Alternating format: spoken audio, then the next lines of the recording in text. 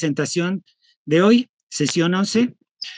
Hoy vamos a hablar de etnomusicología aplicada y la dimensión ética y política de la investigación etnomusicológica y de la práctica profesional etnomusicológica.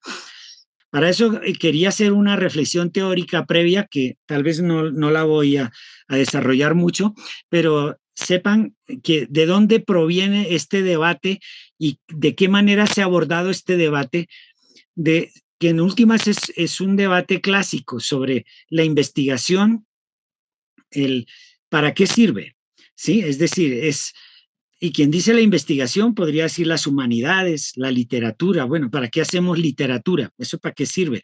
O sea, ¿qué sentido práctico tiene? ¿No?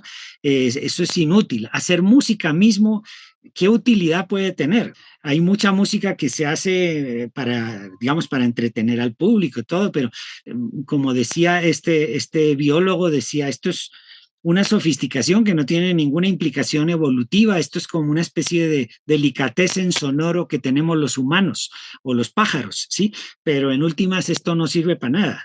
Es como un gusto que nos damos. Pero bueno, y lo mismo podríamos hablar de la investigación, es decir, ¿para qué sirve la investigación? Hay gente que esto políticamente se lo toma muy en serio, dice que toda la investigación tiene que tener una utilidad y debe servir al pueblo y no sé qué y no sé cuántos, y que las multinacionales, en fin, vamos a ver todo ese debate. Entonces, ¿desde dónde se ha abordado teóricamente esa relación entre lo útil y lo inútil de la investigación? Y en el caso de la música mucho más, porque uno puede decir, no, es que una investigación científica, ahora lo de los átomos, eso va a servir para no sé qué y para no sé cuántos, o la investigación de las vacunas, que resultó muy útil con lo del COVID, pero la investigación musical, ¿eso a quién le sirve? ¿Sí? Los músicos hacen su música sin necesidad de andar haciendo teorías ni nada de eso. Bueno, entonces, teóricamente esto se ha abordado desde 4 enfoques principalmente, hay muchos más, ¿no? Pero los que más se encuentran en los debates son la relación teoría y práctica, es decir, hasta qué punto la teoría se conecta con la práctica y la práctica con la teoría, hasta qué punto se nutren mutuamente, en fin. La otra es el tema de el conocimiento teórico, la investigación pura.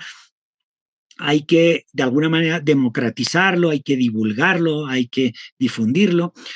Otra perspectiva teórica más reciente es que usa Colciencias ahora, que son la apropiación social del conocimiento, los usos sociales de la ciencia.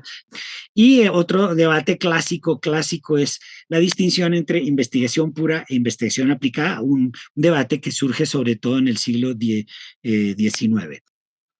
Voy a hablar muy brevemente de esos 4 enfoques para relacionar esas relaciones entre teoría y práctica.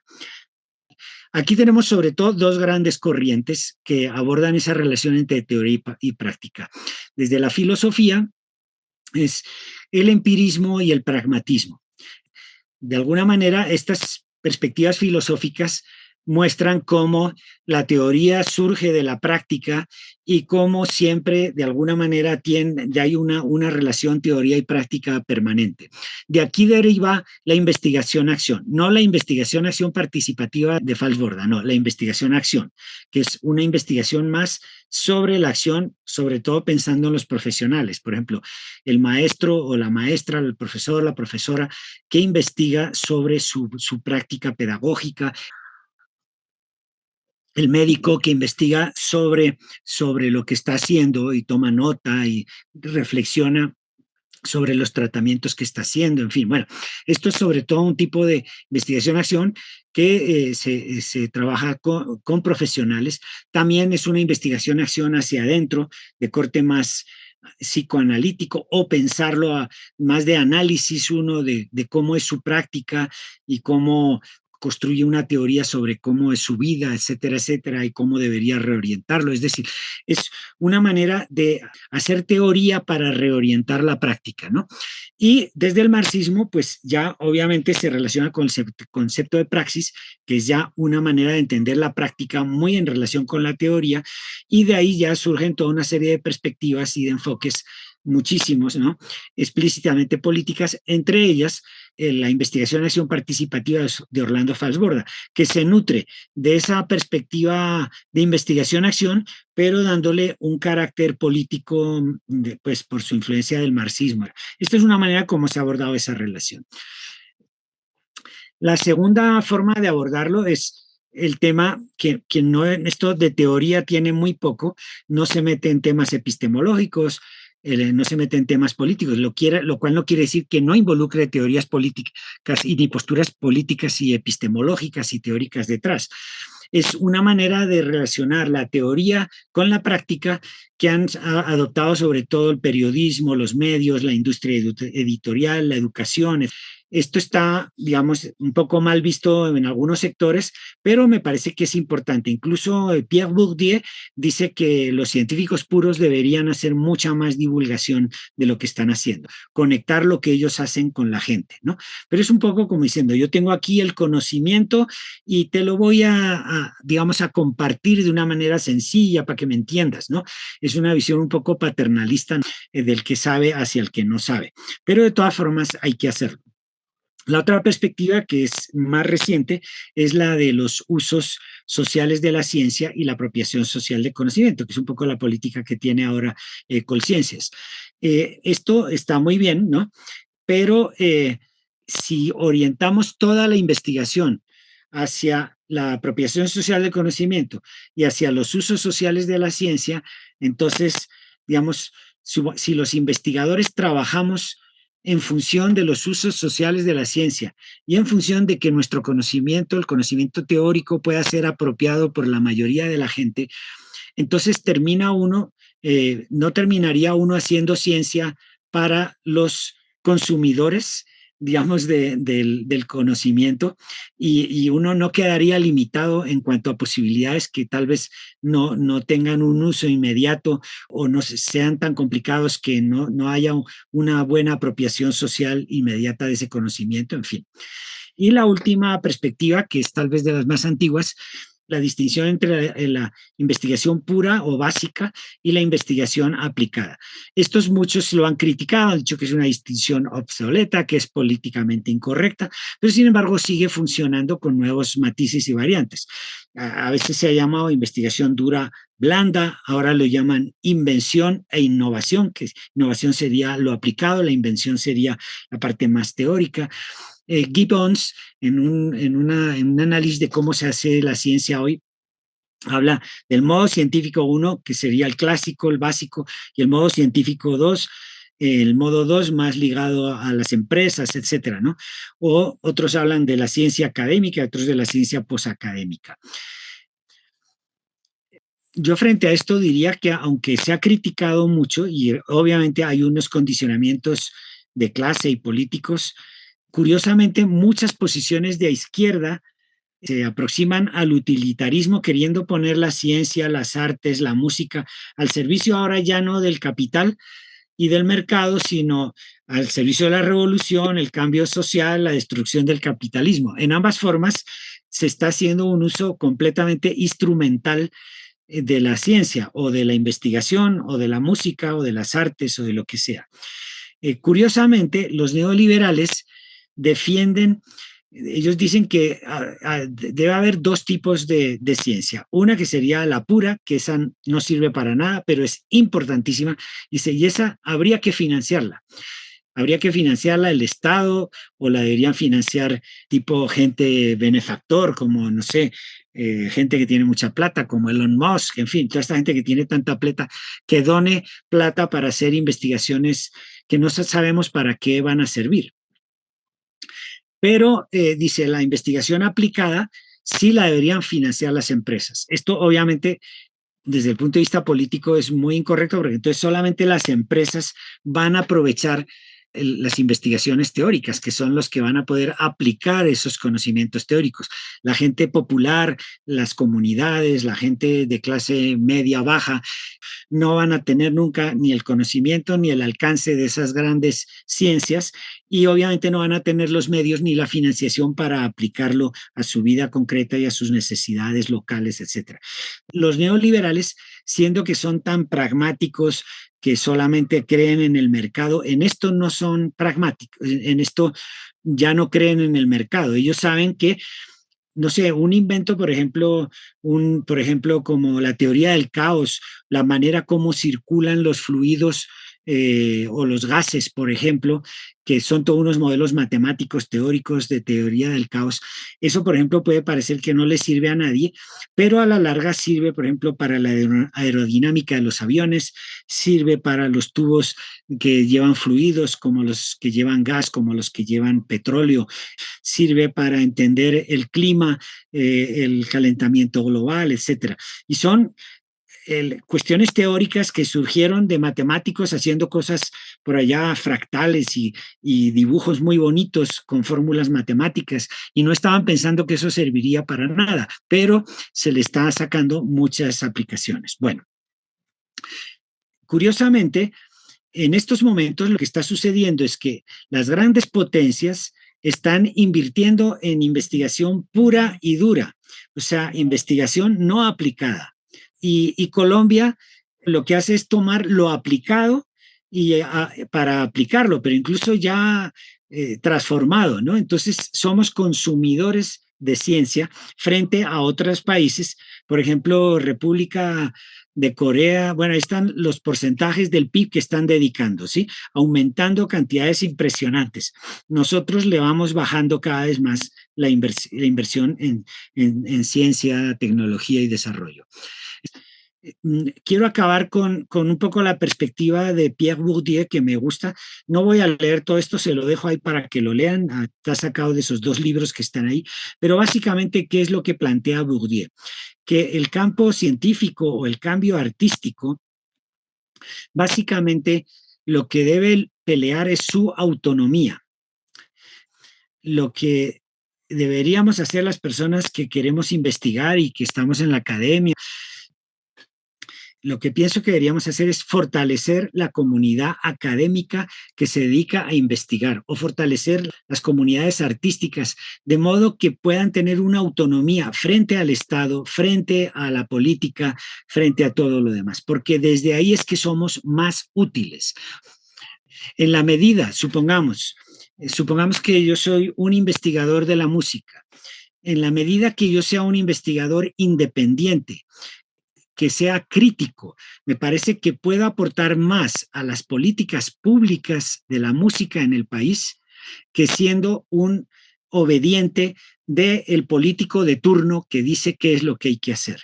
Si no tenemos una comunidad académica o artística fuerte, no vamos a poder defender ideas realmente potentes que transformen la vida de las personas, de las comunidades, que favorezcan la vida de las personas. ¿Por qué? Porque estaremos, o sea, lo que hay que investigar, lo que hay que decir, lo que hay que hacer, nos lo van a decir los políticos, si no somos fuertes nosotros, si no tenemos argumentos fuertes.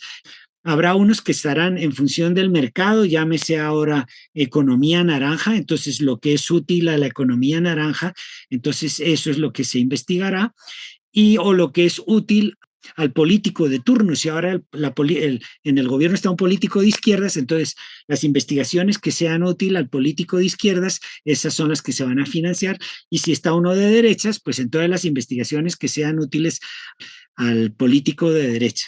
Yo he trabajado para el gobierno y en algunas ocasiones, incluso tengo un artículo que no ha sido publicado sobre investigar para el Estado, y ahí muestro todas esas paradojas, y realmente al Estado lo que más le ha servido es que yo sea un investigador independiente, con criterio, con bases serias de lo que he investigado, porque ahí le puedo decir qué está pasando, por qué está pasando eso, por qué lo están haciendo mal, y no siendo simplemente un lambón allí que hace lo que el Estado, lo que el político, que además no tiene ni idea de estos temas, cree que debe hacer para que las cosas funcionen bien. Esa es un poco mi posición personal. Bueno, vamos entonces ya con este marco general, teórico, amplio, vamos al tema de la etnomusicología aplicada. La etnomusicología aplicada es un campo en crecimiento internacionalmente. De hecho, siempre ha habido antropología y etnomusicología aplicada, es decir, la gente no ha sido unos teóricos por ahí elevados, sino siempre han querido que eso que investigan tenga una utilidad para la gente se beneficie, etcétera.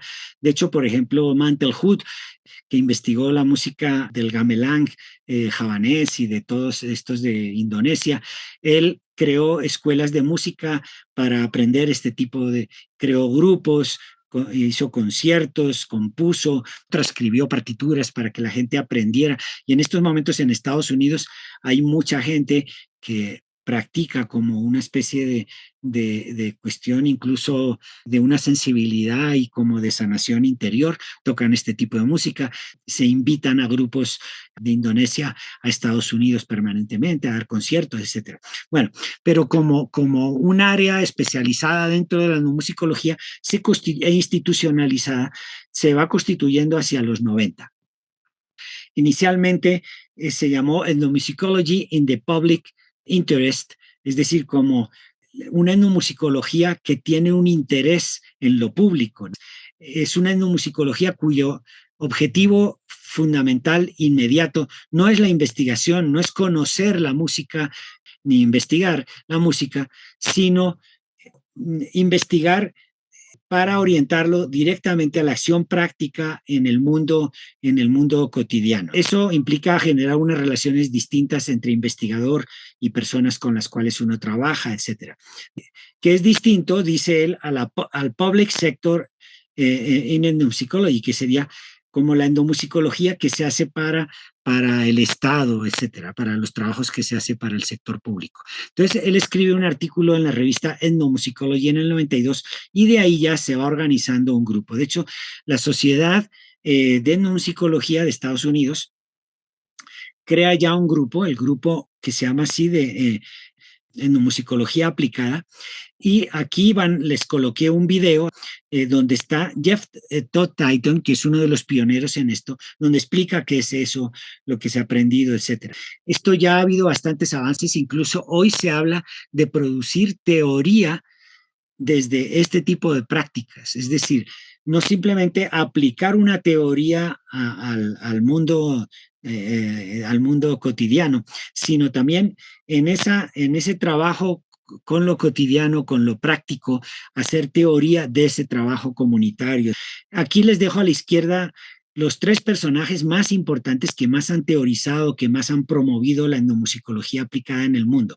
Es un norteamericano que ya lo mencioné, Jeff Todd Titon, encuentran muchos libros de él, textos, artículos, etcétera, conferencias. Está un esloveno que se llama Svanibor Petan, que también ha sido pionero en esto, y una académica de Dinamarca, que creo que trabaja también en Canadá, que se llama Clisala Harrison.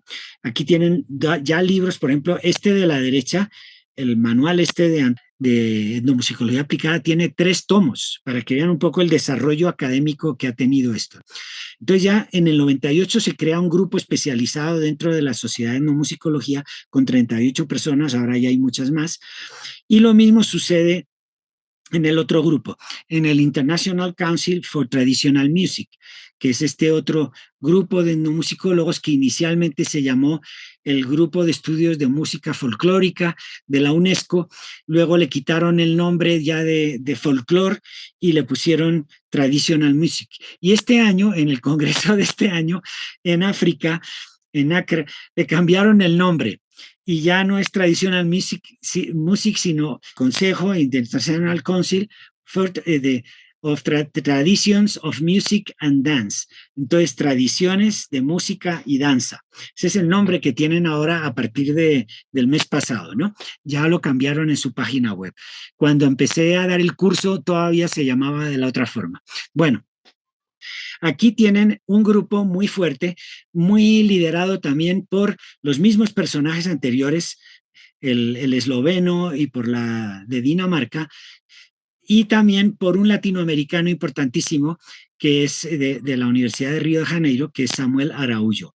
Este grupo se crea en el 2007 y también en sus congresos, también tienen congresos dedicados al tema de la etnomusicología aplicada. Incluso ellos han creado una revista, Clisala Harrison y Svanibor Petan, han creado esta revista que se llama La etnomusicología aplicada en la política institucional y la práctica. Esta es una revista que ya tiene 21 volúmenes publicados. Lo pueden consultar, es gratuito, ahí está la página web. Y este grupo ya en estos momentos tiene afiliadas 250 personas de todo el mundo, de África, de Asia, de todas partes. Bueno, aquí tenemos un fragmento, una tabla que hace esta Clisala Harrison, para que vean, por ejemplo, todo el tipo de acciones profesionales que puede haber el etnomusicólogo aplicado. Esto es, por ejemplo, en el sector privado. Puede trabajar para organizaciones y compañías que trabajan en artes performativas, o sea, teatro, música, danza, etcétera, etcétera. Trabajar con medios, para televisión, para radio, empresas cinematográficas, empresas de grabación, negocios basados en Internet, para museos, archivos privados, etcétera, para los de turismo cultural, incluso para organizaciones financieras, para la industria, bueno, etcétera, para pequeñas industrias, para organizaciones religiosas, bueno, etcétera. Esto en el sector privado. Aquí tiene para el sector público también cantidad de, por ejemplo, incluso para misiones diplomáticas, giras que organizan los países, artísticas, bueno, instituciones educativas, hospitales, en fin, todo el campo de la etnomusicología aplicada en qué espacios hay campo laboral. Y lo mismo en instituciones de la sociedad civil, es decir, ONGs. Y desde mi punto de vista personal, yo lo que analizando todo esto, creo que hoy se puede hablar de dos grandes campos que no es que sean independientes, están relacionados, pero que tienen objetivos y enfoques diferentes. Hay un campo profesional y laboral que básicamente, que es lo que le estaba hablando, apunta a ver cómo el etnomusicólogo o el investigador musical se inserta en el mercado del trabajo, en el mundo estatal, del mercado, en la sociedad civil, etcétera, ¿no? Que es importante porque uno tiene que vivir de algo, tiene que trabajar, tienen que pagarle por eso. Y hay otro campo de actuación y de discusión de carácter más político y ético de la práctica etnomusicológica. Y esto está más ligado al activismo etnomusicológico, a lo que se ha llamado la public ethnomusicology, es decir, una etnomusicología de interés público, es decir, que le interesa a toda la gente, o una musicología comprometida, engaged ethnomusicology, o lo que los norteamericanos hablan de advocacy, es decir, una etnomusicología en la defensa de los derechos de la diversidad cultural de los distintos pueblos, o apoyo legal, defensa de los derechos, por ejemplo, devolver grabaciones de grupos indígenas que están por allá en Francia, devolvérsela a los pueblos indígenas, es decir, una labor de defensa y de apoyo a los grupos concretos, etcétera, a poblaciones concretas. No es que estos sean dos campos que no tienen nada que ver uno con otro, muchas veces se interconectan, pero el énfasis es distinto. En este lado es más cómo me gano la vida y aquí es un poco cómo transformo la sociedad y cómo pongo la etnomusicología al servicio de la transformación de la sociedad. ¿Qué ha pasado en Colombia? Pues yo diría que en Colombia, en primer lugar, no hay etnomusicología formalmente, es decir, en el sentido que no tenemos asociaciones de etnomusicólogos conformados, no tenemos escuelas que formen en posgrado ni en pregrado en etnomusicología, no tenemos revistas especializadas en etnomusicología, no tenemos congresos especializados en etnomusicología. Sí se hizo uno en Cartagena en los años 60, pero no volvió a haber más. Sí hay investigación musical, pero no como un campo especializado en etnomusicología. Pero lo que se ha hecho parecido a la etnomusicología siempre ha sido muy aplicado. De hecho, las instituciones que más han fortalecido este tipo de investigación pues fueron primero el CEDEFIN y luego el IPC en Cali y la EPA en Medellín, que básicamente lo que se buscaba con eso era un trabajo sobre todo de tipo pedagógico y orientado hacia la interpretación, lo que se dice la proyección. Es decir, yo investigaba algo y enseguida lo montaba con mi grupo de música y con mi grupo de danzas, pero no era una investigación por la investigación, por conocer cómo es esa música, por sistematizarla, por analizarla, etcétera. Y normalmente se hizo con un enfoque más folclorista que etnomusicológico. yo también trabajé así, yo fui profesor de la Luisa Calvo y también colaboré con la EPA en Medellín, en fin. Entonces, básicamente todo lo que uno investigaba, uno grababa, entrevistaba y todo eso, y luego tenía su grupo musical y luego lo montaba. Y uno era profesor y entonces enseñaba eso que investigaba. Eso es etnomusicología aplicada, básicamente. La otra línea política también se ha desarrollado mucho en Colombia. Estos enfoques orientados a la interpretación y a la pedagogía también estuvieron muy vinculados desde finales de los 70 hacia procesos políticos e identitarios, trabajo con grupos indígenas, utilizando investigación acción participativa de Orlando Falsborda, y especialmente esta investigación se hizo ligada a movimientos indígenas y campesinos muy fuertes desde esa época. Aquí les dejo el vínculo a una mesa redonda que se organizó, creo que fue en el año 2019, en la Universidad de los Andes, y ahí invitaron, aquí se ve arriba, que estaba en Medellín, a María Eugenia Londoño. Recordemos que fue la primera persona que estudió etnomusicología aquí en Colombia, que la estudió con Isabel Aretz en Venezuela, y fue la que empezó a dictar etnomúsica en Medellín, en fin, ¿no? En la EPA.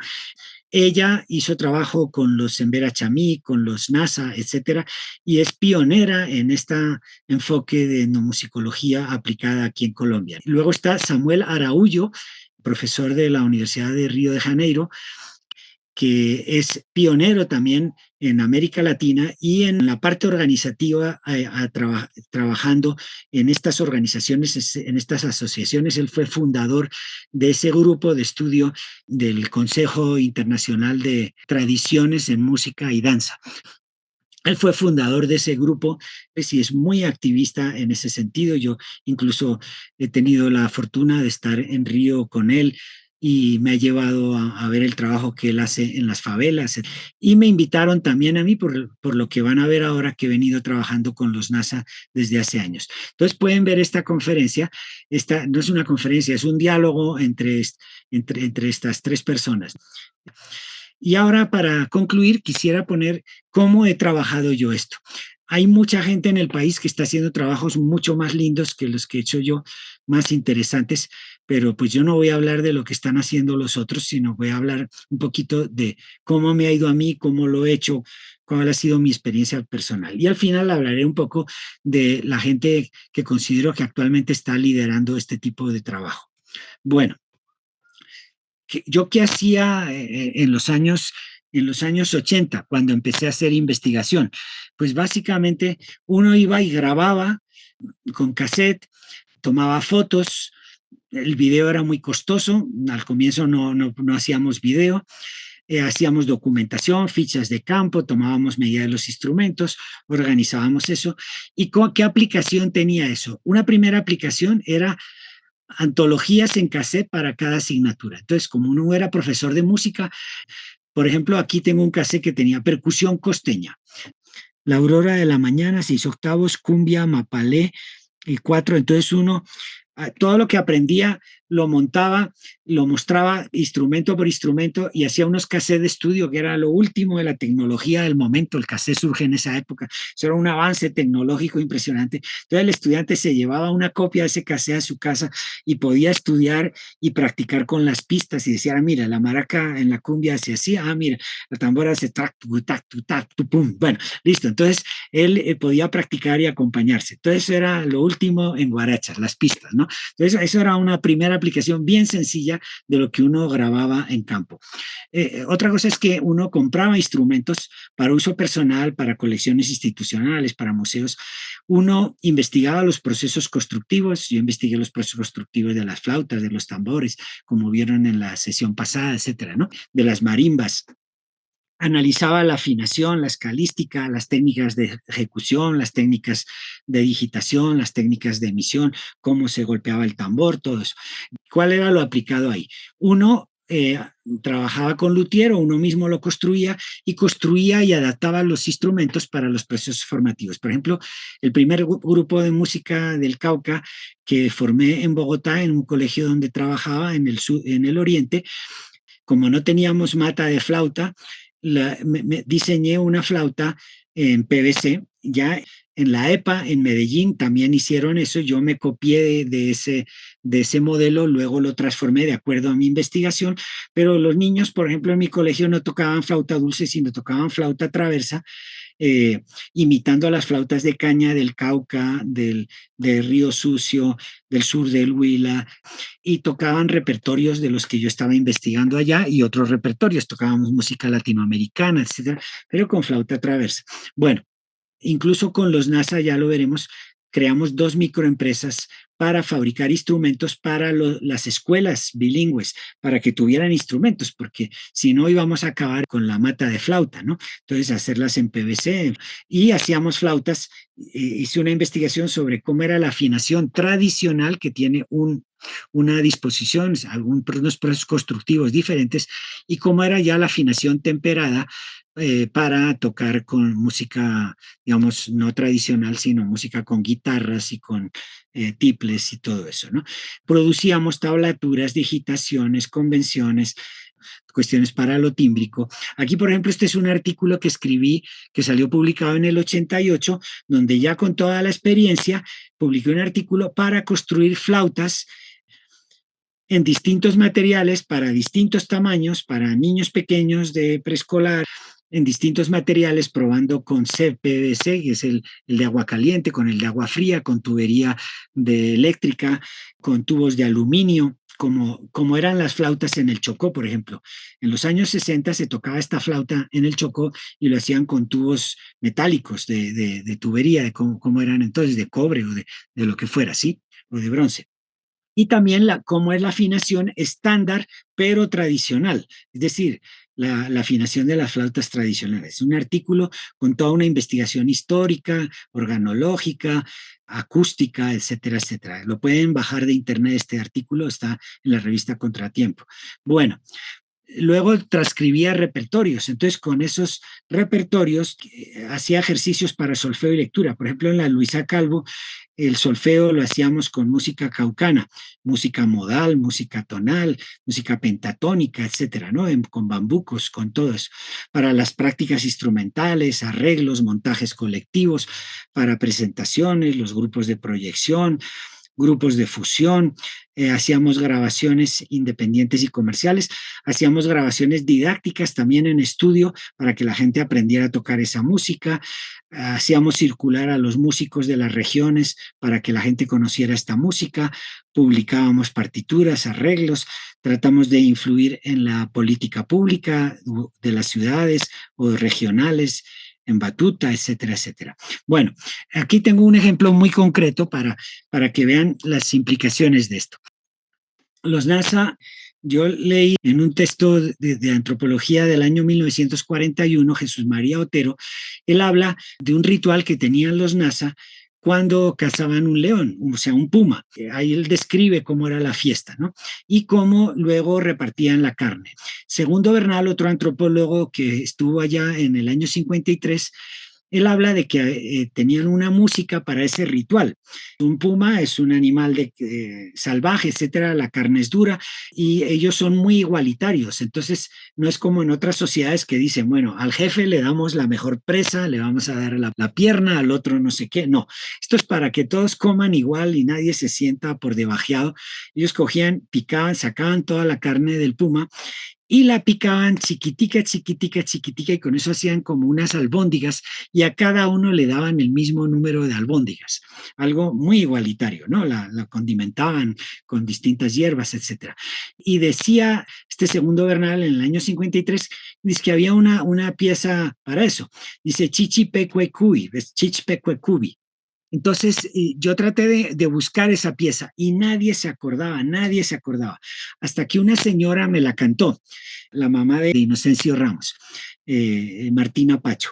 Finalmente encontré a un médico tradicional, a un tehuala, que también era músico, y iba con Inocencio en el resguardo del Cabullo, y me dice, claro que me sé esa pieza, dice, claro, mata una res y te la toco. Es decir, claro, porque es que porque no se había vuelto a tocar, porque ya no se cazaban pumas y ya no se hacían esos rituales de repartir la comida. Entonces dice, bueno, pues puma ya no hay, pero entonces mata una res y vamos a picar la carne y te toco la pieza. Bueno, un poco la mentalidad de este músico, ¿no? Y en general de estas personas que ligan mucho la música a la función social. Entonces, finalmente la grabé. Y aquí tengo la grabación y tengo la transcripción, pero van a ver las vueltas que dio esto y lo aplicado que resultó. Entonces vamos a escuchar la pieza, aquí pueden seguir la partitura.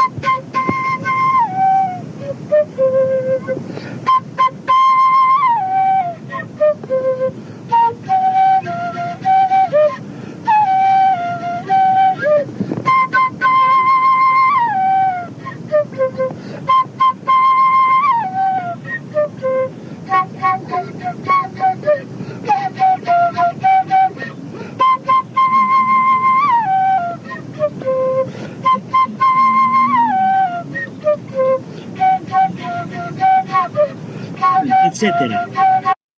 Cuando hicimos un trabajo pedagógico con los niños, hicimos una cartilla, incorporamos en la cartilla, aquí se ve a la derecha, recreamos la escena, ya no la habíamos visto, eso desde los años 40 no se cazaban leones, no se hacía este ritual, pero aquí recreamos cómo era, les enseñamos la canción a los niños, a cantarla, nos inventamos un baile, en un trabajo que hicimos con 200 maestros bilingües, decíamos, bueno, ¿cómo se bailaría esto para bailarlo con los niños? Nos inventamos una coreografía para bailarlo porque tiene un ritmito chévere. Y el asunto es que luego, en el 2000, los NASA reconstruyeron a partir de una serie de rituales antiguos un gran ritual que lo llaman el Sakelu. Y es absolutamente fantástico. Se reúnen 4 o 5 mil indígenas, hacen un ritual impresionante de intercambio de semillas, etcétera, etcétera. Y ahí entonces matan una vaca, ¿sí? Matan una res y hacen el ritual de la picada de la carne. Y esta melodía que recogimos en los años 80 con Inocencio Ramos, a Eugenio Uteoca y a Martina Pacho, es una pieza central de este nuevo ritual de los NASA. Es una fiesta absolutamente impresionante. Hasta en Wikipedia aparece el ritual de Sakelo. Este es un momento del ritual. Están con las hierbas para ir picando la carne y la picada de la carne se hace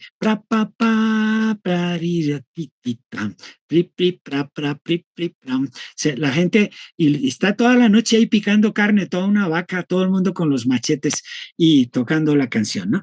A partir de ahí también todo esto se incorporó en la danza con los niños, en el canto, se hicieron arreglos a varias voces. Por ejemplo, este es un arreglo con mi grupo.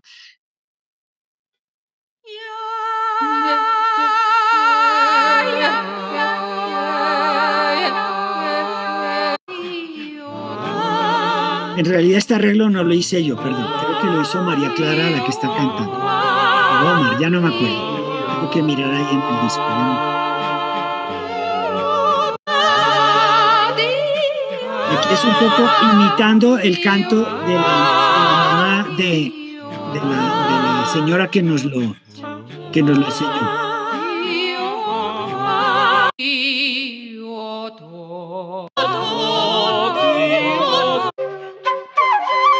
Y aquí es un arreglo de las flautas. Bueno, ahora los indígenas han sacado un disco mucho más bonito que el nuestro. Este es un grupo, Misak y NASA, y hicieron una versión también de la misma pieza preciosa que se llama en un disco de...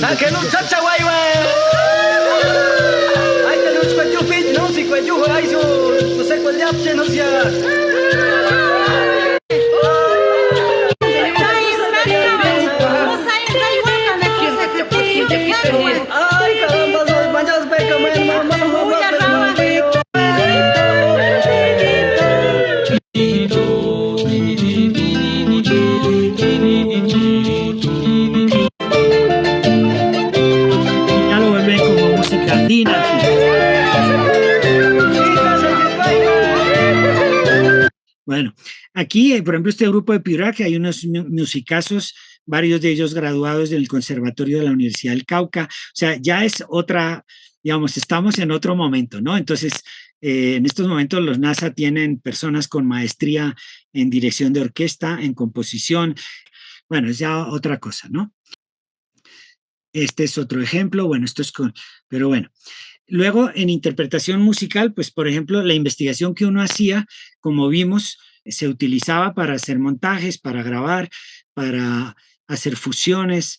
Todo eso que uno aprendía se traducía, por ejemplo, en un espectáculo dancístico musical que organizó el Instituto Distrital de Cultura y Turismo en el 89 y sacó una larga duración, se llamó Apoteosis Colombiana, dirigido por Juan Carlos Cuachi, Gustavo Lara y Mauricio Lozano. Ahí estuve tocando, aportándoles a ellos el conocimiento de la música del Cauca para el espectáculo. Bueno, un grupo de música infantil, incorporábamos también la música del Cauca, bueno, grabaciones, este fue el CD donde estaba eso. Bueno, incluso hice una cantata que se llama De Vida o Muerte, que fue cuando mataron a todos estos líderes sociales, a Pizarro. Bueno, fueron unos años, finales de los 80 y comienzos de los 90, que todo el de izquierda que pretendía llegar al poder es prácticamente, o sea, no prácticamente, lo acababan, ¿no? Fue la época del exterminio de la Unión Patriótica. Entonces, frente a eso, yo reaccioné con una cantata de esperanza que se llama así, De Vida o Muerte, Dolores en las Coyunturas, donde incorporo gran parte de lo que hay ahí es la investigación en el Cauca, obviamente de una manera ya compositiva diferente para instrumentos, otro tipo de instrumentos, bajo eléctrico, varias voces, etcétera, muchas flautas. Lo pueden escuchar ahí en SoundCloud. Es una cantata que dura 20 y tantos minutos. La grabamos fue en cassette. Lo que hemos hecho aquí es pasarla de cassette, entonces la calidad no es muy buena, pero pueden escuchar un poco esa aplicación sonora también de lo que uno investiga. Y finalmente quiero hablar de la parte pedagógica. Entonces, esto es una experiencia pedagógica que hicimos donde sacamos muchos materiales pedagógicos, que la experiencia se llamó Kuch Yuja Ubektao. Sacamos dos CDs, uno de campo y otro de estudio para enseñar a tocar los instrumentos. Sacamos un libro para los maestros, escrito con ellos, con 200 maestros en talleres. Estuvo toda una investigación etnomusicológica que publicó el Instituto Colombiano de Antropología. Fue un trabajo de equipo, obviamente no lo podía hacer yo solo. Estaban indígenas como Inocencio Ramos, el hermano Benjamín Ramos, Manuel Cisco, John Jairo Tumbo, Carlos Huetoto, que lo mataron en esos años, Graciela Bolaños, que era la líder educadora, que falleció hace poco, Omar Romero, que todos ustedes lo deben conocer, en esa época era estudiante universitario, se encargaba de la grabación de audio, Jesús Bosque, un amigo cineasta que trabaja tema de documentales, con él hicimos un montón de videos que este año pasado estuvimos entregando todos los materiales, no los materiales ya los tenía, sino los materiales en bruto, ¿no? Y hubo un acto muy bonito de devolución de los materiales en bruto, muchas horas de grabación, porque cuando uno edita un video graba mucho, pero luego queda ahí media horita el video documental. Pero todo ese material se logró digitalizar, en esa época se grababa con Betacam y unas cámaras inmensas. Bueno, se logró digitalizar todo eso y se lo entregó al CRIC. Entonces estuvimos allá, hicieron un ritual muy bonito, en fin, Catalina Cerón.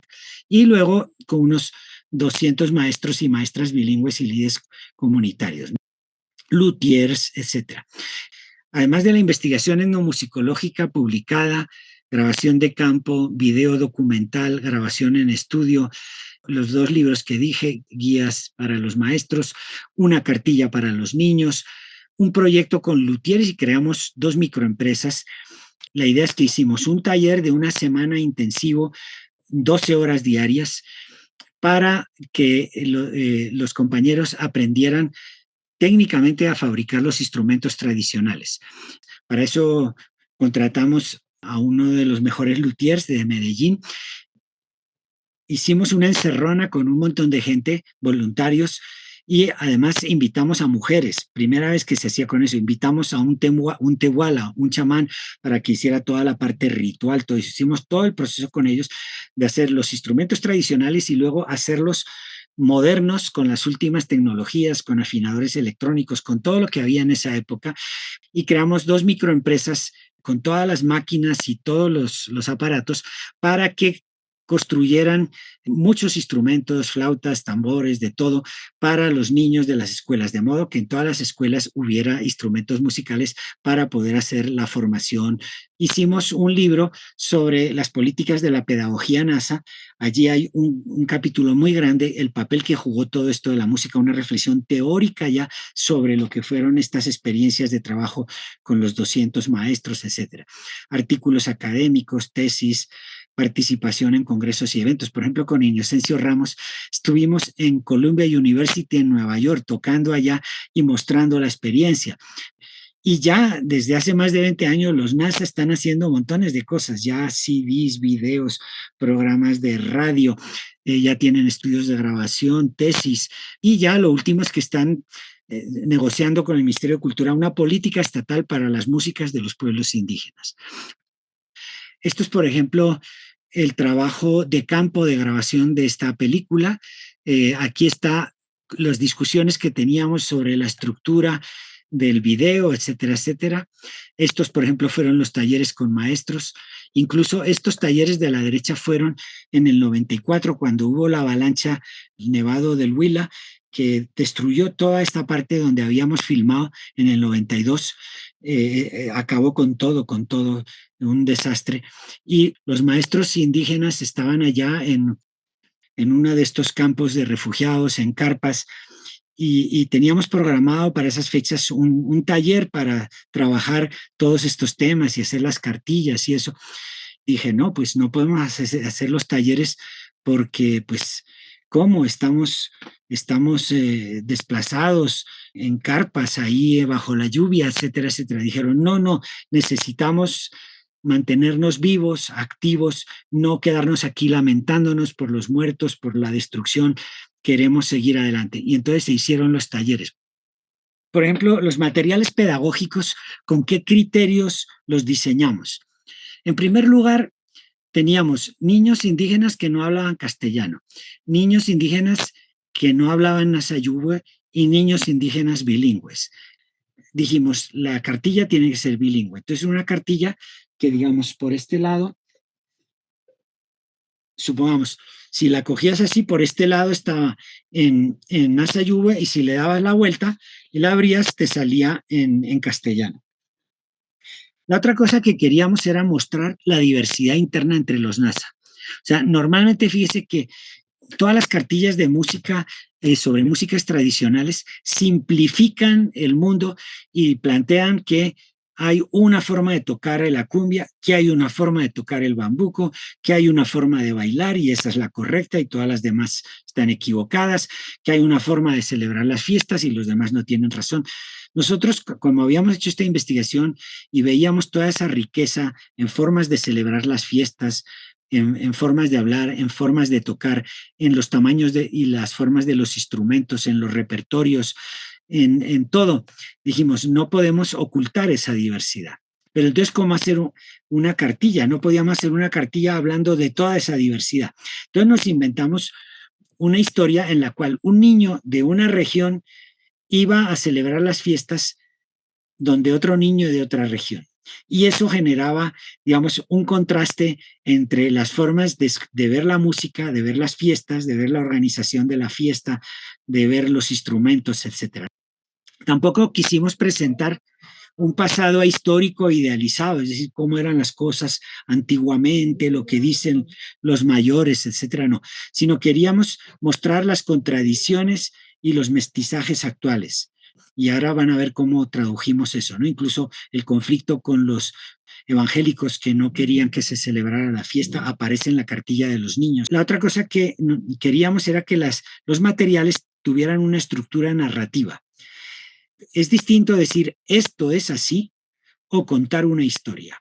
Cuando tú cuentas una historia, la historia promueve el diálogo y la negociación. Es decir, mira, a mí también me pasó eso, ¿no? En mi tierra se hace así. Si me cuentas una historia, me pasó tal cosa. Es distinto hacer una cartilla diciendo, señor, esto hay que hacerlo así. No, te voy a contar una historia de qué es lo que pasó aquí. Además, los relatos son cotidianos, hablan de cosas normales, pero también En un relato puedes meter la fantasía, la imaginación, los sueños, como metemos en la cartilla, metemos los sueños, lo posible.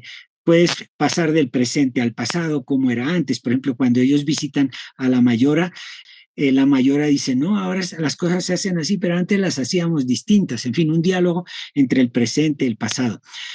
Y permite contar historias, o sea, genera mucha mayor participación. La otra cosa que quisimos es decir, bueno, esto va a ser una cartilla para niños.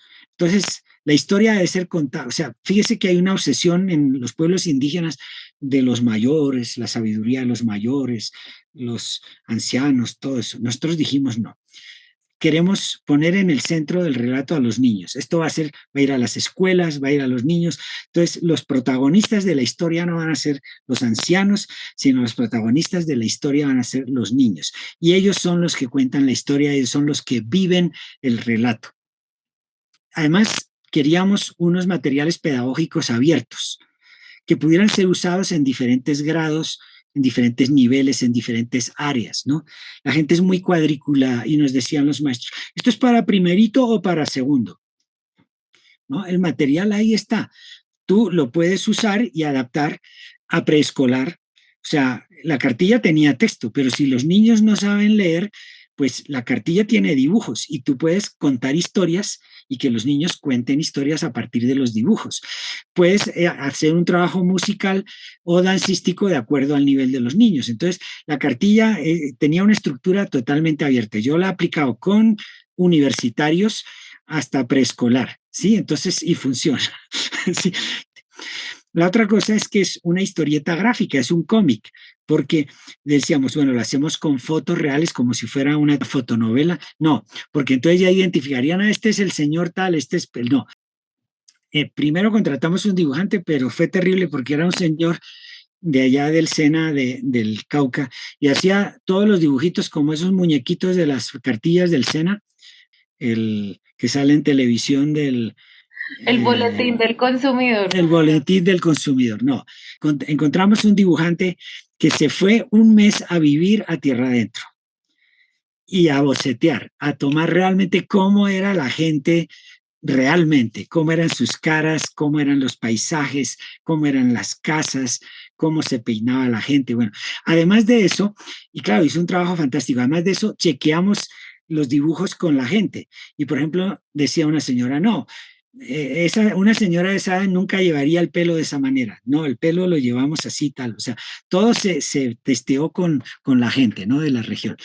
Pero entonces la gente se siente súper identificada, dice, no, es que este se parece a mi tío, es que este es igual, claro, porque son los gestos, son las expresiones, son los vestidos de la gente en esa época en la región que es de donde se contaba la historia. Y es una cartilla sobre música, pero no solo sobre música, sino sobre sonido. En esa época no estaba esto tan potente de lo de el soundscape ni nada de eso, pero ahí ponemos a las gallinas suenan, involucramos todos los sonidos, no solamente la música, y la fiesta, ¿no? Y desde la música y la fiesta se aborda todo lo demás, se aborda la política, el conflicto religioso. Y escogimos una fiesta, que es la fiesta del Cunchuala, la fiesta del Negro Grande, porque es una fiesta muy compleja, es una fiesta polémica, es una fiesta claramente mezclada, no pura, donde se habla de un negro, negro grande, donde se lleva al niño Jesús porque es en la Navidad, y donde hay toda una mezcla de cosas que no se sabe el origen. El centro simbólico además es un niño, el niño Jesús, con lo cual es fantástico para una fiesta, para una cartilla de niños. Y además porque es la única fiesta que había en esa época donde la música y el baile eran muy importantes y donde además participaban los niños, porque en las otras fiestas los niños no tenían un papel central. Pues obviamente estaba la fiesta del matrimonio y todo eso, pero ahí los niños los podías quitar y eliminar y no pasaba nada. No, aquí los niños son fundamentales para la fiesta. Esta es la estructura conceptual y temática de la cartilla. Las unidades. Partimos del recorrer, que tiene relación con la naturaleza, con el territorio, con los viajes. La cartilla comienza con un viaje de un niño de una región a otro que va a visitar a su primo a otra región. Está el tema de visitar. Es una fiesta donde los niños recorren todo el territorio, todo el resguardo y van visitando casa por casa, en grupos acompañados por un grupo de adultos organizados con una organización especial. Ahí se trabaja el tema de la hospitalidad, los encuentros, la comida, los saludos, los rituales de visita, el tema de la organización política y de la organización de la fiesta, los cargos dentro de la organización de la fiesta, el cabildo, el tema de la música, escuchar, cantar, construir instrumentos, tocar instrumentos y escuchar todo, escuchar la naturaleza, escuchar los animales, escuchar cómo suena el tambor en la lejanía, de dónde serán esos músicos. Y además eso fue nuestra experiencia cuando hicimos el trabajo de investigación, cómo cogíamos esos micrófonos súper direccionales como los que llevaba Steven Feld para captar el sonido de los pájaros. Nosotros íbamos por esas montañas y no sabíamos dónde estaba la fiesta y cogíamos esos micrófonos súper direccionales, apuntábamos, nos poníamos los audífonos máximo volumen. Mira, por allá al otro lado de la ladera se oye que están tocando los músicos. Cogíamos el carro y nos íbamos para allá. El tema del baile, el tema del movimiento, las distintas clases de baile, cómo se baila el bambuco, cómo se baila la pieza, los bailes que nos inventamos, etcétera. El juego, el disfraz, la máscara, que es típico de la época de Navidad, el juego de la vaca loca, de los diablos, el tema del conflicto religioso, la diversidad religiosa, porque aquí tenemos católicos, evangélicos, ateos, etcétera, etcétera. La relación con otros, con los campesinos, con los afro, que también están en tierra adentro, etcétera. El tema de trabajar la lengua, el nasayubo, el castellano, la lectura, la escritura, el bilingüismo y finalmente la tradición, las relaciones entre la historia escrita, la historia oral, la memoria, el relato, el cuento, las relaciones entre tradición y modernidad. Entonces, estos son, digamos que cada 2 páginas se aborda uno de estos temas, pero de una forma narrativa, pero todo alrededor de la misma historia que es la historia del Cunchuala, ¿no? Aquí están cómo se organizaron las unidades y esta es la cartilla. Este es, por ejemplo, el comienzo, que es el viaje, los papás del niño que se sube a la chiva y va de Toribío a Mozoco por Silvia. Entonces están despidiéndose y este es el ayudante que va gritando, ¿no? Que dice Chamwala, Chamwala es Bitonco, se despiden y van hablando del paisaje, van pasando por el páramo. Ahí, por ejemplo, con el idioma teníamos un problema muy serio, es decir, que vamos a escribir el relato en Nasayube y luego lo traducimos al castellano o lo hacemos en castellano y luego lo traducimos al Nasayube y dijimos, no, hay que respetar las lógicas de pensamiento de cada lengua. No queríamos forzar ninguna de las 2 lenguas. Esto nos llevó 3 años, la parte lingüística, porque en esa época no había un alfabeto unificado y no tenían claro cómo escribir en Nasayube. Eso fue todo un trabajo con lingüistas en NASA, porque ya habían estudiado en los Andes. Pero entonces dijimos, vamos a hacer 2 grupos para contar la historia. O sea, yo decía, supongamos, la historia sucede, va a partir de una situación. Un niño de Toribío que va a visitar a su primo a tierra adentro. Se despide de sus papás, se montan y van conversando por el camino y van hablando del paisaje. ¿Listo? Esa es la situación. Entonces les decía a los hablantes castellanos, ¿qué se diría en esa situación? ¿Qué dirían los papás? ¿Qué diría el niño? ¿Qué diría el señor del bus? ¿Qué dirían del paisaje? Y luego los Nasayube hablantes, los maestros Nasayube hablantes, les decía, bueno, tenemos esta situación, ¿qué se diría en esa situación? ¿Qué diría un niño de Toribío, que es distinto a lo que diría un niño de tierra adentro? ¿Cómo se despediría de sus padres? Son situaciones absolutamente genuinas, reales, así está toda la cartilla, es decir, el texto en Nasayube no es una traducción del español ni el español del Nasayube, son situaciones reales con formas genuinas de hablar. Aquí está el tema de la picada de la carne, por eso la abuela lo dice, la hacían, porque ya no la hacen. Si esta cartilla lo hubiéramos hecho hoy, la picada de la carne la hacen al son de la música, porque hoy es un acto central dentro del ritual del saquelu, pero en esa época estaba totalmente perdido. O sea, nosotros entrevistamos a cientos de músicos y solamente esta señora ya muy mayor y este músico recordaron la melodía. Todos los demás músicos decían, yo no he oído hablar de eso, yo no he oído hablar de eso. En estos momentos es una música ya popular que todo el mundo la sabe, que la tararea. cómo suenan las cosas en Nasayube y cómo suenan las cosas en castellano. Un gallo canta distinto en Nasayube, o una campanilla en castellano decimos tilín, tilín, tilín, pero en Nasayube se dice tlin, tlin, now. ¿Cómo suenan las cosas? ¿Sí? Tlin, tlin, now. Los bailes, los sueños, los temores que tienen los niños, la forma tradicional de aprender, que es que cuando se duermen los músicos borrachos, todos los niños les quitan los instrumentos y empiezan a practicar. La comparación, aquí están comparando, el tema del conflicto religioso, los disfraces. Incluso hicimos un ejercicio de colocar unas páginas, una cartilla sin texto, y que los niños inventaran los relatos.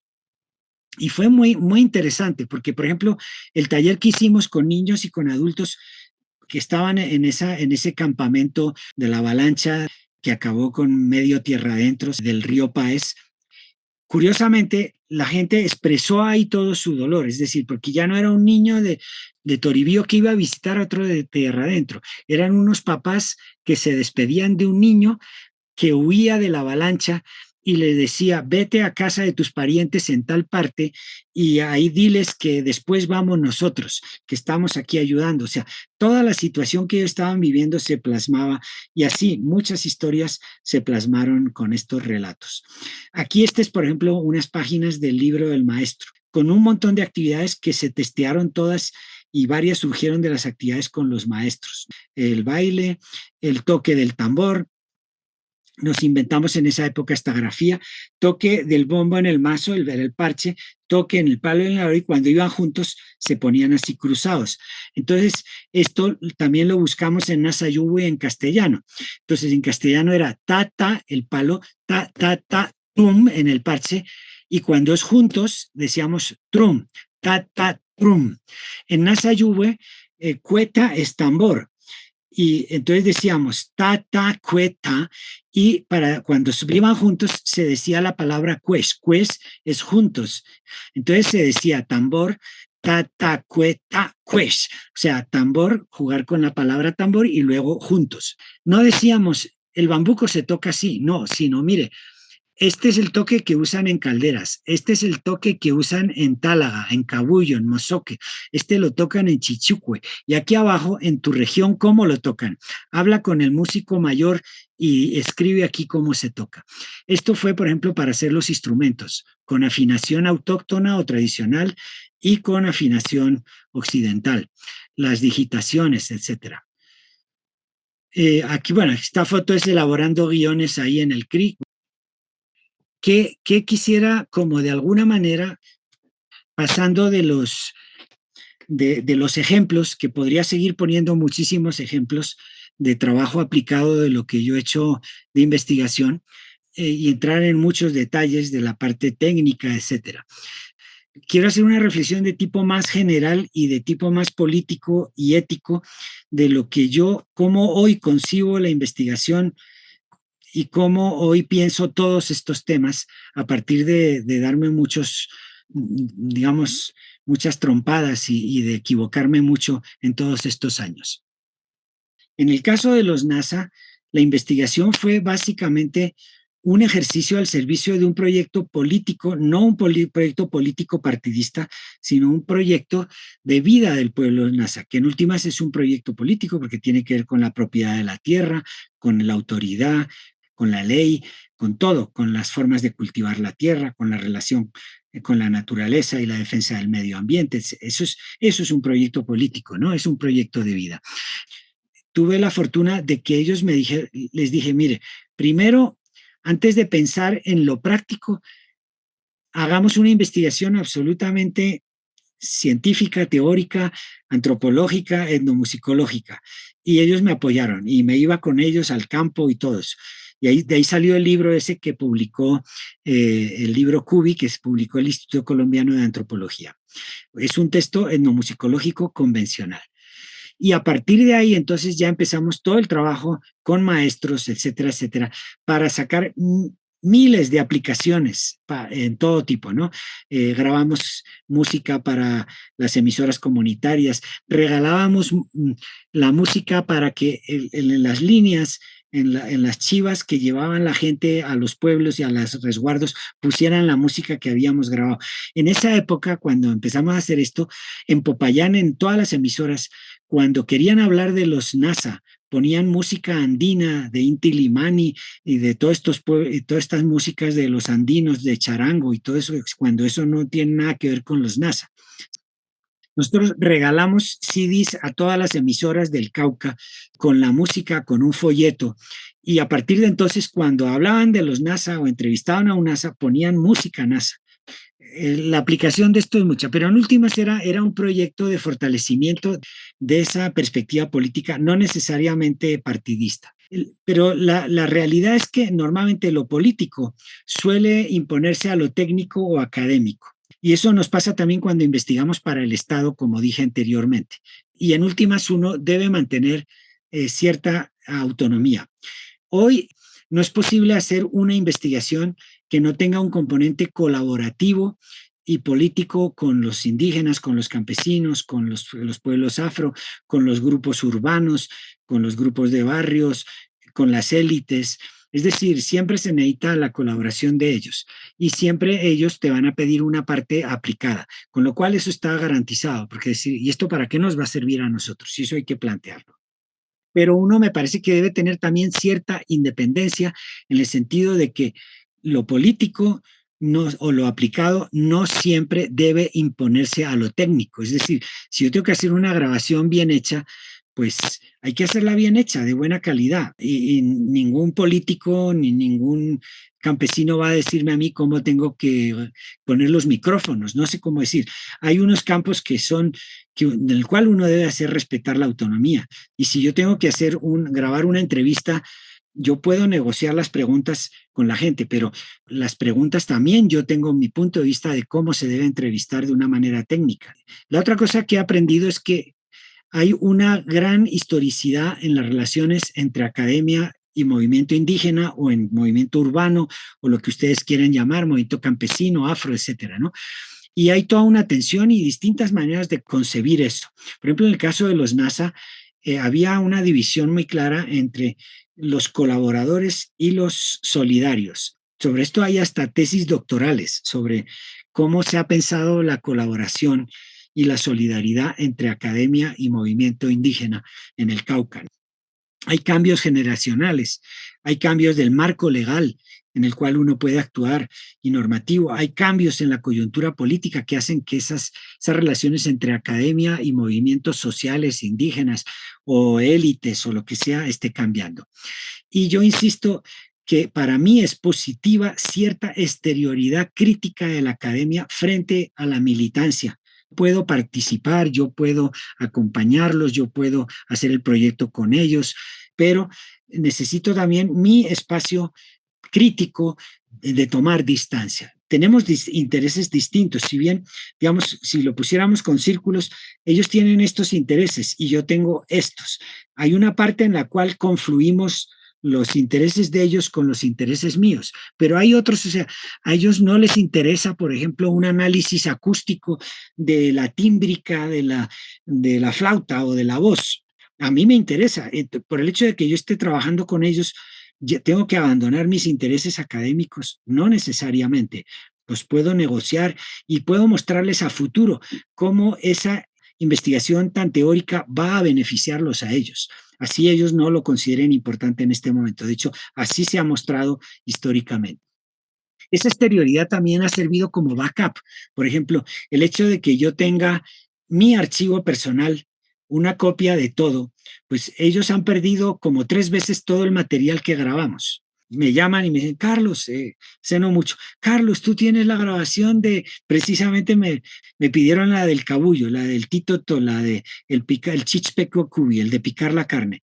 Digo, muestra, a ver, voy a buscar el archivo mío, y se lo mandé. Pero me ha tocado hacerles backups varias veces porque las circunstancias políticas, porque cambian, porque se lo roban, porque no sé qué. Bueno, les sirve hasta backup también conceptual, backup de los relatos, backup de los diarios, en fin. Hoy la situación es otra, porque la mayoría de los indígenas que hacen música hoy, por ejemplo, se han formado académicamente y musicalmente. Entonces, ¿qué sentido puede tener la participación de un músico y un investigador no indígena? Pues ahí ya depende qué es lo que ellos quieren, qué área de experticia puede serles útiles a ellos, y entonces ahí uno entra a colaborar con ellos en lo que ellos necesitan. Pero como les digo, ellos ya han hecho tesis de grado sobre su música, etcétera, etcétera. La otra cosa que es típica es la desconfianza ante el colaborador externo.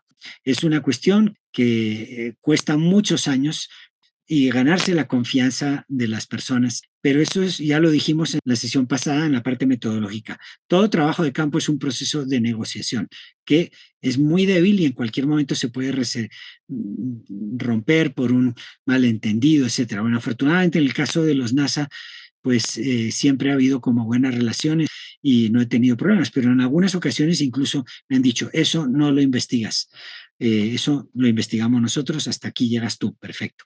Hay que respetar los espacios que ellos quieran. Hay también rivalidad y a veces cooperación entre universidades, grupos de investigación, ONG. Bueno, todo esto es el día a día de este tipo de trabajos. La interdisciplinaridad es imprescindible, ya lo vimos. Hay que, si es con indígena, hay que trabajar con lingüistas. Si vas a hacer algo de historia, con historiadores, con gente que maneja archivos, con ingenieros de sonido. Se plantean problemas muy serios de autoría. ¿Quién es el autor de la cartilla?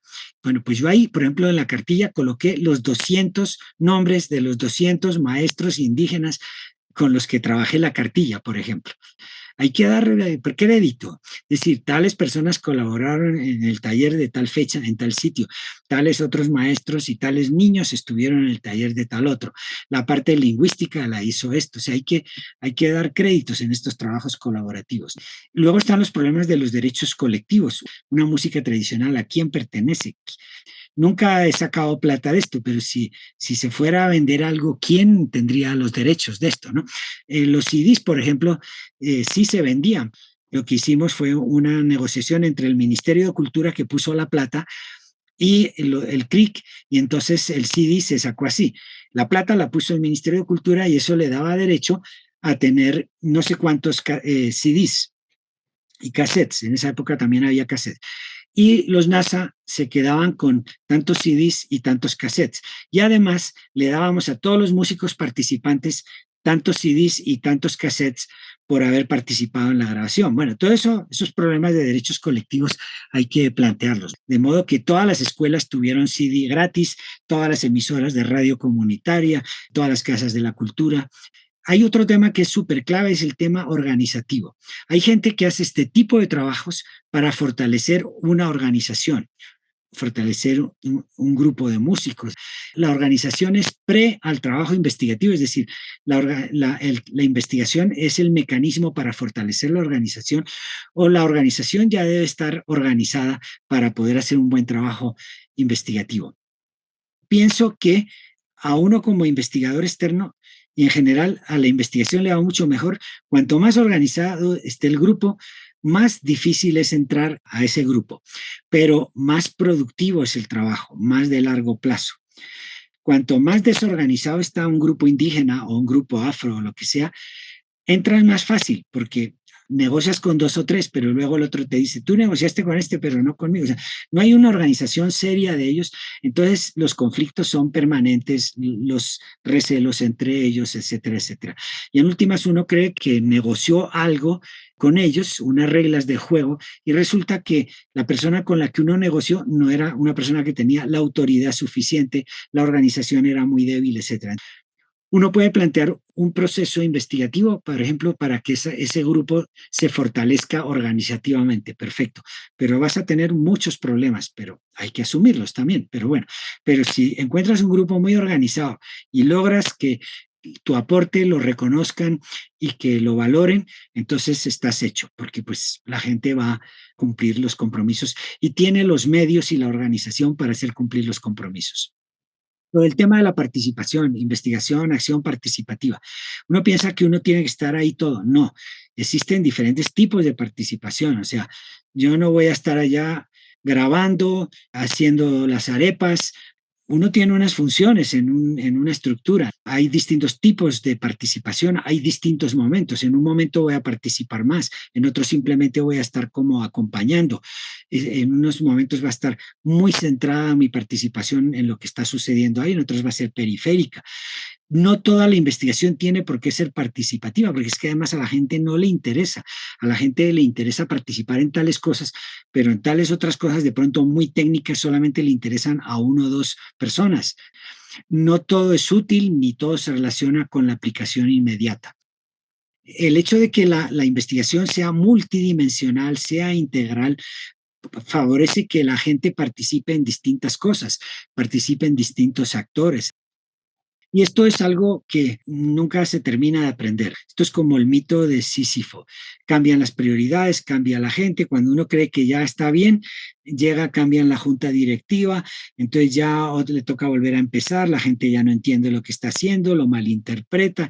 Esto es como el mito de Sísifo, el señor ese que iba subiendo una piedra, cuando ya llegaba la piedra arriba, ya coronó, se le iba para abajo y otra vez volver a subir. Eso es típico de todo proceso educativo. Cuando uno tiene un colegio funcionando muy bien, entonces cree que ya, entonces los niños se van y vienen otros con otras expectativas, con otras modas, con otras cosas. Yo como profesor de música lo ha vivido toda la vida. Lo musical me parece que debe estar en el centro de la investigación y el musical no solo, sino dentro de una investigación más amplia.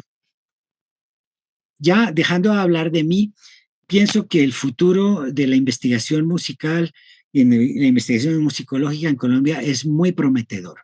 En estos momentos tenemos una nueva generación, yo soy de la vieja guardia, ya me pensioné, pero en estos momentos hay una nueva y potente generación de etnomusicólogos colombianos, la mayoría de ellos con doctorado, formados o con maestrías, formados en Estados Unidos, en México, en Brasil, en Francia, en Inglaterra, gente muy buenos músicos, muy bien preparados, etcétera, que están haciendo muy buenos trabajos. Sus tesis doctorales normalmente las han hecho sobre música en Colombia.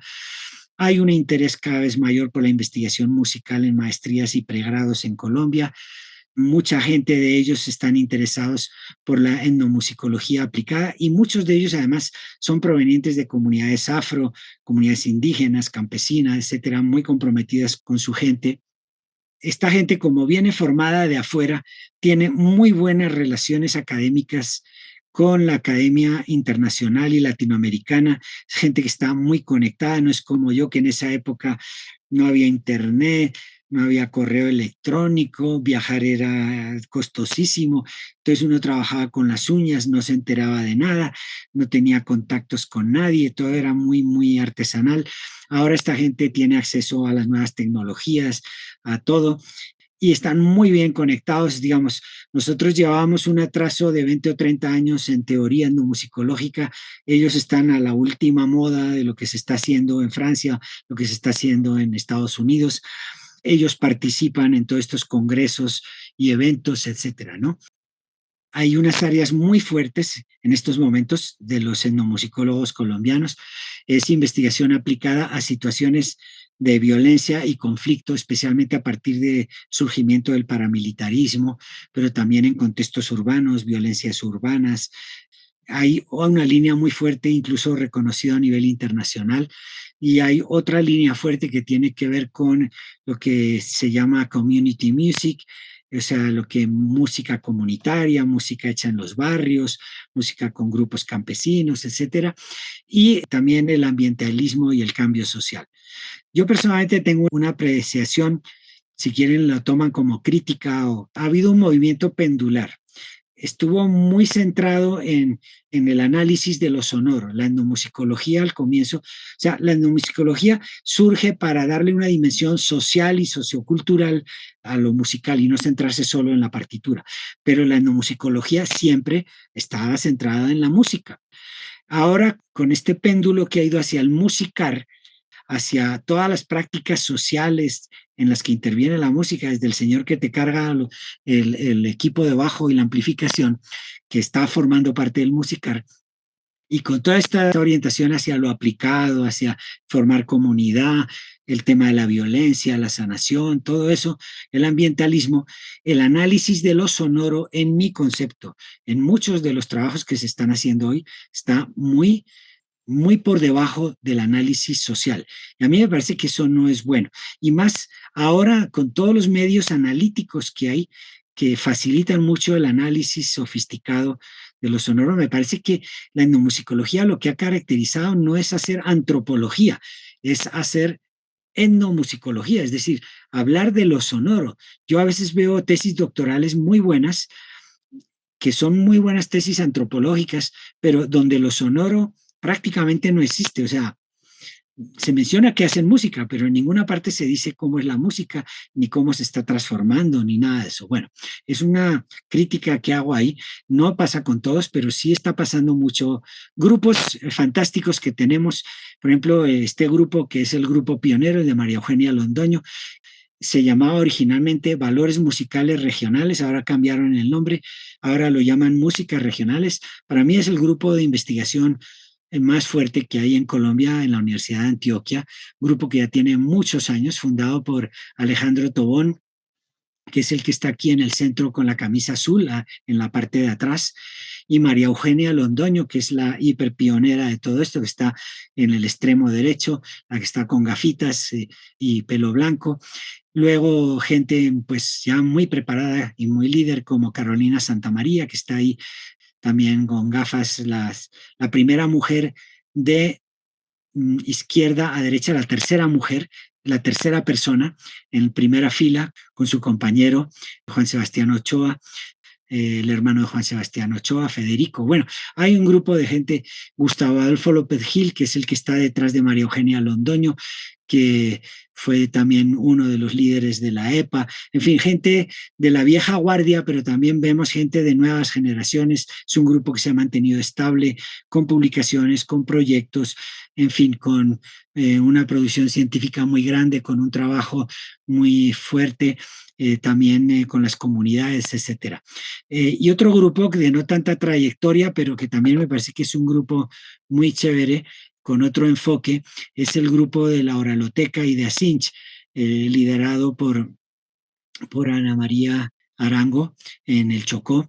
Las páginas web, las publicaciones son exquisitas, las que tienen un trabajo no tan académico, pero sí con mucho impacto en la región, con temas muy novedosos como el tema de la corporalidad, que se ha trabajado muy poco, con trabajos muy originales. En fin, y así podríamos hablar de muchos otros grupos.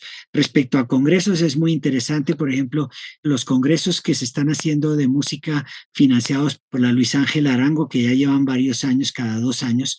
Por ejemplo, el último, digamos, el más reciente, Música Mejor Juntos, que se hizo hace poco, del 20 al 22 de septiembre, tiene que ver con esto, es la community music. Por ejemplo, el del 2021, hace 2 años, cómo la música transforma y se transforma, toda esa dimensión aplicada. Yo fui invitado como conferencista en este congreso. El del año anterior, bueno, ¿con qué hacemos música? Por ejemplo, está también en México el Congreso de Etnomusicología. Este sí es de etnomusicología, no de investigación musical, solo etnomusicólogos de la UNAM, que es muy fuerte allá, ya tienen doctorado en la UNAM y hay bastantes colombianos que están siendo graduados en etnomusicología en la UNAM, algunos de ellos estudiantes míos de la Universidad Nacional o de otras partes. Incluso tienen un foro, el tema es música, saberes y estrategias de intervención en procesos de transformación social. Y ya tiene un foro sobre transdisciplinario de música, educación e intervención social. Fíjese cómo este tema de lo aplicado es central en los congresos en estos momentos. Este es un congreso que va a ser este mismo mes, del 9 al 13 de octubre, en Ciudad de México. El Congreso del Consejo Internacional de Tradiciones en Música y Danza. Hay un grupo latinoamericano y el próximo año marzo, en La Habana van a tener el Congreso. Y el tema también es muy político, saberes, sonidos y movimientos como resistencia y permanencia en América Latina y el Caribe. Invitados para La Habana y se reciben ponencias hasta el 1 de noviembre. Yo pienso que todo esto es muy esperanzador. Muchas gracias. Entonces dejo hasta ahí. Buenas noches, profe Carlos, ¿cómo ha Bueno, estado? Santiago, hágale. Pero bueno, no, mi intervención, profe, era más que todo, pues, agradecerle. Por ejemplo, en mi caso, he utilizado, por ejemplo, las cartillas de la correría, la he utilizado con el video bastante, la he utilizado en Cabullo, la he utilizado en Jambaló, la he utilizado en Silvia, y ha sido muy interesante la apropiación que tienen los niños a pesar del dialecto que siempre cambia, pero eso no es un límite, Sí, claro, es digamos. que en ese momento todavía no estaba unificada la lengua, la escritura de la lengua. Yo creo que podría ser un trabajo interesante volverla a escribir. Yo tengo los originales y para usarlo como un material complementario. Qué chévere que lo haya usado y que encuentre actividades, digamos, lo que hay es un abanico de actividades impresionantes para hacer con los niños, con los jóvenes, con los adultos, sí. Sí, sí, sí, profe, realmente yo creo que deberíamos pensar en una revisión y sobre todo en un relanzamiento porque siento que el material no se difuso, pues digamos, en su momento sí se hizo difuso, pero digamos ahora serviría mucho porque de ese tipo de materiales no hemos vuelto a organizar, digamos, o a producir en la organización. Entonces siento que es muy, muy valioso y los videos también ha sido muy valioso porque en Cabullo veían el video y se recordaban todos y se reconocían todos en el video de los negritos. Entonces ha sido una experiencia muy interesante Ah, y que qué chévere. deberíamos pensar en continuar. Y nada, pues a la espera también del trabajo que vamos a hacer desde la licenciatura en Artes y Saberes Ancestrales de la UAIN con los videos y audios que usted está manejando y que dejó en la UAIN. Con Carlos, con Omar estábamos mirando cómo poder hacer esa digitalización de esos cassettes que usted todavía guarda, salvaguarda, siempre importante. Entonces, no, agradecerle de verdad, muchas gracias por este espacio. Y sí es importante, digamos, que todos estos materiales vuelvan a la comunidad porque de ahí recuperamos muchas melodías que pueden tener y se pueden variar, como usted lo mostró, y pueden variar mucho, pero su valor histórico y como memoria viva es muy importante. Por ejemplo, aquí en el norte, en Munchique Los Tigres, se han recuperado melodías tradicionales a partir de mayores que las tocaron en tiples o en guitarras, ya habían dejado de tocar flauta y esas melodías ellos decían que inicialmente las habían escuchado en flauta, pero pues ellos no tocaban, entonces las punteaban en la guitarra y este trabajo del hilo artístico aquí en el norte del Cauca pues ha hecho recoger esas piezas y empezarlas a volver a llevar a las flautas digamos, pues no tan afinadas, no pentatónicas. Entonces, siempre ese ejercicio todavía de volver a escuchar lo que se ha grabado, creo que y volver a escuchar la memoria, creo que es todavía una tarea pendiente nosotros. Bueno, como siempre, muy inspirador toda la experiencia que nos comenta. Eh, Particularmente siempre me ha llamado la atención en todas estas clases que lo ha inspirado como a hacer todo esto, que lo ha motivado, porque siempre creo que tiene que haber una pasión profunda para poder llevar a cabo todo el proyecto y sobre todo con todos estos trabajos de campo y todas las dificultades que hay. Y cuando mencionaba todo este tema de la cartilla, pues le, no, como que le tributaba mucho a lo que hemos estado trabajando desde la universidad eh, con un semillero que creamos en educación musical. Esta semana, justamente, la otra semana tenemos el encuentro de semilleros y vamos a llevar una cartilla. Pues estamos trabajando en ella, es un proyecto que ya lleva 3 años. Eh, y lo que hemos hecho, digamos, uno es un poco utópico y un poco a veces soñador, pero también es entender las motivaciones y esto del respaldo social que llevan los proyectos. Una estudiante quería hacer una aplicación del método Kodai, pues yo estudié con el maestro Zuleta el método Kodai y él siempre hablaba de transferir esto a las regiones. Y pensamos, bueno, ¿hasta qué punto no vamos a llevar como a colonizar a partir de un método musical, sino realmente hacer una mirada desde la comunidad y cómo, y cómo ver desde el territorio y todavía habla la lengua materna musical? Y descubrimos que en Santa María hay una historia donde inicia la cumbia, hay una tradición de la cumbia de la popa, ¿no?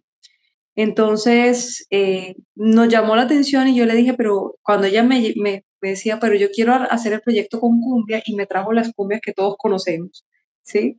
Yo le dije, pero ven acá, si tú vives ahí en las faldas de la Popa, ustedes conocen la cumbia, conocen su territorio, las posiciones de cumbia, ¿por qué no haces un proyecto de iniciación musical desde las músicas de ustedes? ¿Las conoces? Y ella me decía, no. Entonces ahí partió la investigación, que ha terminado en que ella hizo un proyecto, hizo un coro de niños, logró recoger 12 melodías cumbias, incluso compositores, descubrió que habían compositores y músicos en el barrio, en el sector, y que efectivamente había una tradición que ellos ni siquiera, o sea, que se había perdido, que era esa cumbia cartagenera, porque se habían llevado la idea de la cumbia que todos nos han vendido, ¿no? La cumbia colombiana, ¿no? Entonces, ahora estamos en el reto de cómo traducir, cómo llevar eso a una cartilla y devolverle a la comunidad eso que ella recogió. Pero teniendo en cuenta que esto ha sido un trabajo de pregrado y que pues lo hemos tratado de acompañar desde el grupo de investigación, porque claro, hay unas fases posteriores y obviamente unos recursos físicos, tecnológicos y demás que pues sobrepasan los recursos de la muchacha. Entonces, ahora estamos con el reto del lenguaje, lo que usted decía, ahora si vamos a escribir una cartilla, vamos a escribirla para los niños o para los profesores, ¿sí? Y si ese tratamiento metodológico, cómo hacemos para que sea respetuoso con la comunidad, que no vayamos a imponer una forma de hacer la música, de hacer la cumbia, ¿no? Y qué es lo que debemos hacer, ¿sí? Y de que a quién pertenece, ¿no? Esta cartilla finalmente, ¿no? Darle crédito a todas las personas que hicieron parte del proyecto. Y bueno, estamos esperando como esta instancia nacional para compartir la experiencia y si llega, pues llegamos a pasar a esa fase internacional, pues visibilizar esa tradición de la cumbia cartagenera y especialmente que nace en las faldas de la copa y que pues no ha sido visibilizada. Y especialmente a esta comunidad, ¿no? Que finalmente pues son los más beneficiados porque ahí no había en estos momentos, ella hizo la detección, no había allí nada de educación coral ni nada por el estilo. Eh, y que la misma gente crea en el proyecto y la misma institucionalidad que pues estaba reacia, a la muchacha le rechazaron el proyecto 10.000 veces porque pues no era un programa de educación musical. Y, y ahora ver todo el proyecto y el impacto social que ha generado, pues es muy bonito, por eso creo que el sentido de nosotros finalmente, ese abordaje, yo creo que finalmente a mí en lo personal, yo creo que en algún momento llegan, recae, eso termina en lo pedagógico porque pues es la forma de uno de replicar el conocimiento y no quedarse con él, ¿no? Y devolverlo a las comunidades. Entonces, eso era lo que quería comentar. Qué bien. Mi experiencia trabajando con estudiantes de pregrado, hay un problema y es que normalmente todos estos trabajos de tipo comunitario, participativos, etcétera, tienen sus ritmos muy diferentes al de una investigación convencional. ¿Por qué? Porque depende de la disponibilidad de la gente, de coyunturas políticas, de circunstancias que desbordan lo propiamente musical, etcétera, etcétera. Les decía a mis estudiantes, hay dos opciones. Una es que yo tenga un gran proyecto, un gran proyecto en el cual puedo involucrar a varios estudiantes participando en aspectos puntuales del proyecto, que me parece que es la forma más viable, donde ya hay ganado toda una confianza con las personas, con la organización, con la comunidad, etcétera, etcétera. Hay ya toda una confianza, entonces estas personas vienen a no entrar a un proceso de negociación, sino entran ya, digamos, a hacer una labor de apoyo y de ahí hacen su tesis, ¿correcto? Pero me parece muy delicado, sobre todo pensando en que un proyecto de estos se puede desbaratar muy fácil. Y además, un estudiante de pregrado es una persona joven y que frente a una comunidad, qué capacidad de negociación tiene, la continuidad además del proyecto va a ser muy débil porque él probablemente se gradúe y se dedique a trabajar en otras cosas o a trabajar para subsistir, en fin. Yo personalmente, desilusionando a algunos estudiantes, les digo, mira, si no es en un proyecto más articulado, no hagas un proyecto de investigación, acción participativa para el pregrado. Sí, hazlo más adelante, pero va a ser muy difícil que te gradúes porque sabemos, o sea, yo llevo años y años trabajando con comunidades, pasan miles de cosas que hace que un proyecto comunitario se vaya alargando, haya dificultades y en últimas este pobre muchacho o esta pobre niña no va a poder graduarse porque los ritmos son distintos. Esa es mi percepción, ¿no? De la manera como yo involucraba a los estudiantes de pregrado en este tipo de proyectos. Si quieres graduarte, ahora, si no te importa graduarte en 3 años, listo, hazle, ¿sí? Pero si quieres graduarte con una tesis convencional, normal, pues haz un proyecto que tú controles la mayoría de las variables, pero no depender de negociaciones con muchas otras personas. Bueno, muy buenas noches a todos. Doctor, ¿cómo está su merced? A ver, le cuento. Primero, pues agradecerle a su merced que ha roto muchos paradigmas en lo que a mí me concierne y me gustaría que de una u otra manera mis compañeros aquí del departamento de Boyacá pudieran involucrarse un poco más en este tipo de actividades. ¿Por qué? Yo trabajo danza tradicional, trato de hacer lo más tradicional posible. Mi conocimiento y algunas investigaciones que se han hecho en el transcurso de mi carrera y de mi trabajo. Pero entonces la idea es romper esos paradigmas de únicamente trabajar la danza y dejar a un lado la música. Me parece que es importantísimo primero conocer la música para nosotros saber rítmicamente cómo vamos y cuál es desafortunadamente lo que nos sucede aquí, el desconocimiento tan impresionante que nosotros tenemos con respecto a nuestras tradiciones, a nuestra música tradicional. Y eso es generado precisamente porque el desconocimiento desde la raíz de las escuelas de formación se pierde. O sea, no hay realmente una línea que a uno le diga, primero venga, conoce un poco la música, la rítmica, cómo usted lo va a hacer, y ahora sí venga, vamos a bailar, teniendo en cuenta las historias, teniendo en cuenta, bueno, todas estas armas que su merced nos da para conocerlas mejor. Me parece que eso es importantísimo. En mi concepto yo lo he disfrutado, he estado muy pendiente de muchas cosas porque su merced me abre los ojos y me da alas para hacer muchas más cosas. Entonces, creo que es importante seguir trabajando sobre ello y no dejarlo ahí únicamente. Muchísimas gracias. No, gracias a usted. Y me parece que eso era un poco el objetivo de este curso, no es formar endomusicólogos ni nada de eso, sino abrir, digamos, he tratado de ser muy, ¿cómo diría? A veces un poco provocador, pero sobre todo mi trabajo ha sido como invitarlos a mirar las cosas de otra manera, que para mí eso es investigar. Investigar lo dije tal cual, ¿no? Un investigador es una persona que ve las cosas de otra manera, lo que tenemos ahí delante de nuestras narices, que escucha, en el caso de la música, de otra manera, ¿no? Y que con eso construye nuevas formas de participar en el mundo, de participar en el musical. De todas formas, muchas gracias por su paciencia. Los temas son un poco duros, pero pesados, pero han sido muy pacientes y lástima que no se podía hacer participación más amplia y más activa, ¿no? Como hubiera podido ser en un trabajo directo y presencial.